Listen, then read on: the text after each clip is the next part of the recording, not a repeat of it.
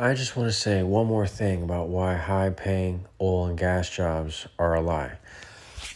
Okay, so I worked in oil and gas, and I was making good money. I was working at a desk job. I was working finance. And a lot of the people there looked down on me because I worked in finance and I didn't work in the field. It's a common thing you'll see in many oil and gas and engineering places. There are other problems with working at that office as well and working in oil and gas. The industry was volatile, and if the industry took a nosedive because oil prices took a dive, well, then you could lose your job. So your job security is as safe as the price of oil, which is a volatile commodity, which can happen any day. It could happen from a war in Ukraine.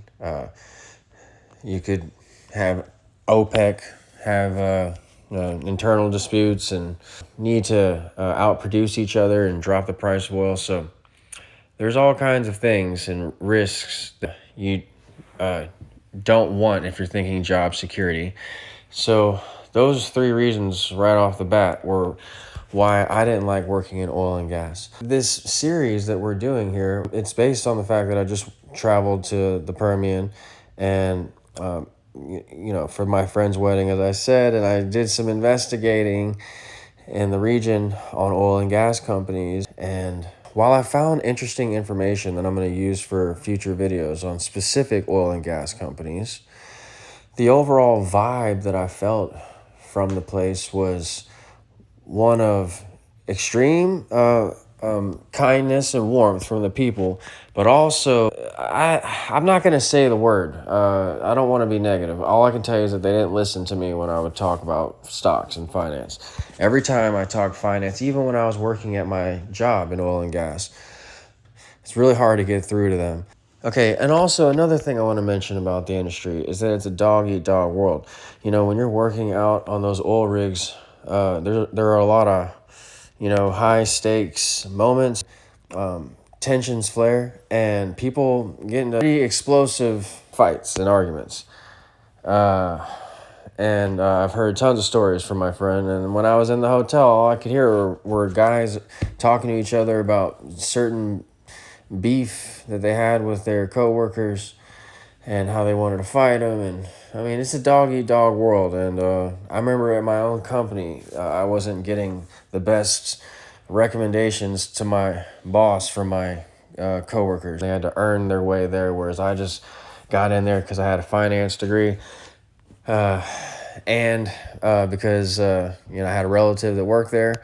So they look down on all those aspects. And so why do I have to take that kind of crap when I can just buy these dividend companies that, and these funds that pay me $97,000 a year, which I always show on this channel. And our performance and value speaks for itself, 23%. We're beating the market handily. Yes, you can see that I'm down $50,000 and unrealized gains and losses, but you see that we're up for the year. We're beating the S&P because the dividends pay those back. So you see these losses, 23 up top in Cornerstone and CRF, but we've made all that back in dividends plus some. We've been in Cornerstone for almost 3 years now, and so and 2 more years at cash flows because it's 20% dividend, 20%. Times 5 years, you cash flow. It's much faster than real estate, and so these losses are misleading. Okay, and that's been paid back in dividends. So if in oil and gas people, they like the high stakes nature of earning their pay and living their life. So why not use this margin that you get in a brokerage account, which everyone gets? You put in $1, you automatically are granted $4, and you use this margin here, $200,000, like I'm using, to get ahead more, and use this to fund your paycheck instead of going out in the field or to some dangerous remote location with horrid conditions, weather-wise and comfort-wise, and get paid only about $100,000 a year which isn't even enough to sustain yourself in life these days. It's not like I'm, balling just because I'm making 100,000. Of course, that's nothing. Grant Cardone would laugh at me. Although I have learned everything that I know from Grant Cardone and Meet Kevin, and I really appreciate them and admire them because they taught me about the principle of cash flowing.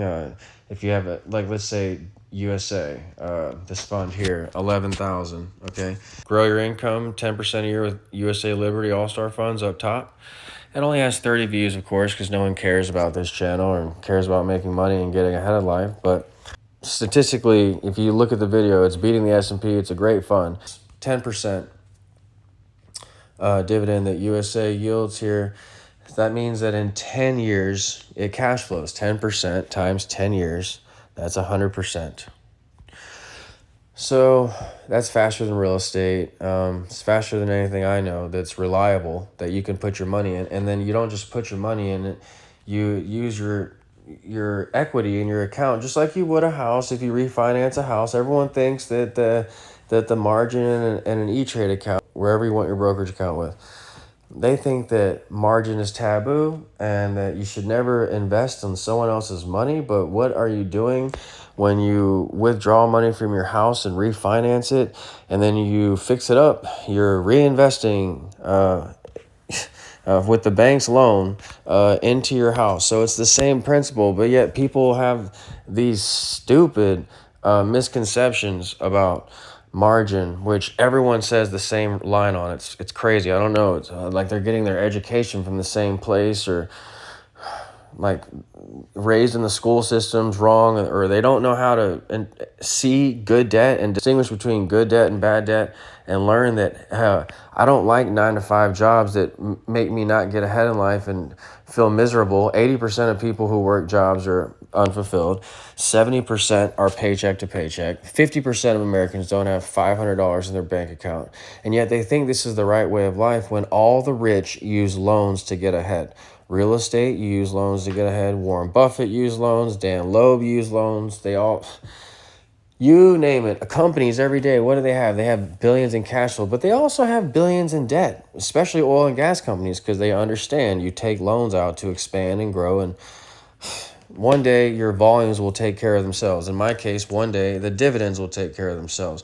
Our dividends are only just beginning at 100,000. I want to get that to, $1 million a year, and much more than that. I want to get it to $1 million a month, and much more than that. But you have to safely scale up with your debt, with the margin, with this 600,000 number that I'm showing you here. You have to safely use it. I'm only using a quarter of my margin. So that's the rule with using margin. I don't understand why people, even with a small amount of money, don't listen to me. They would rather invest in riskier things like a Bitcoin or a high-flying stock like GameStop, because they think that they only have $1,000 or $5,000 or whatever it is. It's a small amount. They think that they need to double that before they can go the dividend route. Use the margin that you have in your brokerage account. Every brokerage account gives you ×4. So use that to your advantage. So this is why I don't like oil and gas jobs, okay? They are high paying and they're nice, but they are a lie, in my opinion, because there is no real job security, as the industry is extremely volatile. It is a dog-eat-dog world. It seems like they don't appreciate you having, you using your mind and working smarter instead of harder. I definitely noticed that in the Permian Basin this weekend when I went.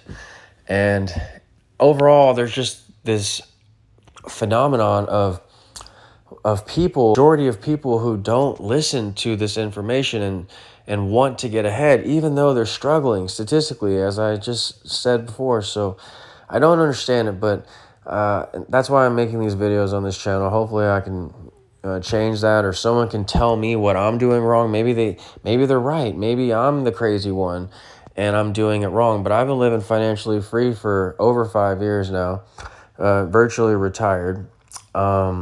just living off my dividends and traveling the world, and nothing has gone wrong yet. I haven't gotten in one margin call except for Corona, which that was a totally different situation because some securities just completely collapsed, and it was out of my control. Although I did learn some lessons from it.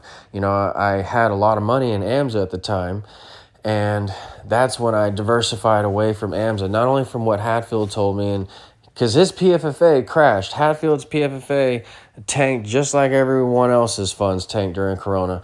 And so my portfolio tanked with it. And had I just been in the S&P, that wouldn't have happened. Or Cornerstone, some of these funds that I talk about below, had I just been in those funds, that would not have happened. However, I was overweighted in these sector-specific funds like AMSA and oil and gas, and that's another reason why oil and gas is a lie, because you can't put your whole portfolio in it. You can only, put a portion, like I've showed you in the last two videos. Go see part 1 and part 2. I've showed you the oil and gas holdings that we have. I've showed you Devon here, which we just did an article on. I only have $1,000 in it, but I've showed you my portfolio and those oil and gas holdings. You should check those out. But they prove that you can't put all your money in them because Devon fell 13% in one day. So if I had had 50,000 in Devon, geez, that could have not blown up my account, but severely damaged it. So this is why oil and gas is a lie. Job-wise, it's tough, it's harsh. We said that in the first two videos. But even if you're in a nice corporate office, you still have to deal with these conditions that are highly uncomfortable. The way people treat you, the job security that you have there, the loyalty. Even if you've been there for many years, like I know of with my relatives, I won't say the names because they watch my channel and they wouldn't want me to say anything, of course, but they're not getting the best treatment either, and they've been with their companies for a long time, and so, I mean, Corona really showed the truth there, how they laid off people just indiscriminately in the oil and gas industry. So, I mean, everywhere, of course, but oil and gas especially, because it hit my family especially hard. I'm sorry, but that's not the truth. That's not something where you want to put all your belief into, aspiring to work in oil and gas. I'm not trying to trash oil and gas. I'm just trying to say in these videos, actually, I think oil and gas is a fine job. Go for it. Every job is tough. Every environment is a dog-eat-dog world, I'm sure. I'm just saying invest in the dividends.